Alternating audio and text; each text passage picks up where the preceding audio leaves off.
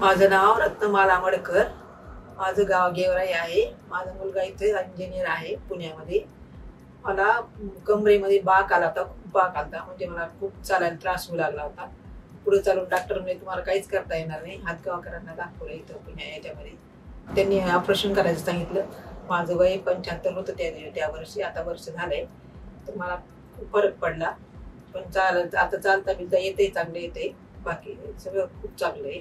बाकी कमराचा थोडा त्रास होतो अजून, पण आता थोडा बरा वाटतो. चालायला त्रासच होता अजून. डॉक्टरने खूप छान प्रयत्न केले, त्यांच्या प्रयत्नाला यशही आलं आणि माझ्या मुलांनी खूप कष्ट घेतले. शैलेश बद्दल मला खूप आदर वाटतो. त्यांचा खूपच मला हे वाटतं, छान वाटतं त्यांचं सगळं हे पाहून. बाकी शैलेश सरांचं खूपच छान आहे सगळं. बोलणं ते खूप छान आहे. त्यांच्या बोलण्यानेच माझं अर्ध दुःख कमी झालं. दवाखान्यातही मी राहिले तर सगळ्यांची खूपच वातावरण छान आहे दवाखान्याचं. पण सिस्टर सगळे अगदी छान वागले माझ्याशी खूप छान.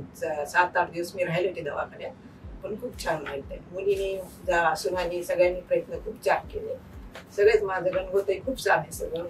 बाकी छान आहे सगळी मुलं. ते नातूनही नातू माझे म्हणतात, आजी तू चांगलं चल, आजी तू छान चल, आजी तू खाली वाकू नको.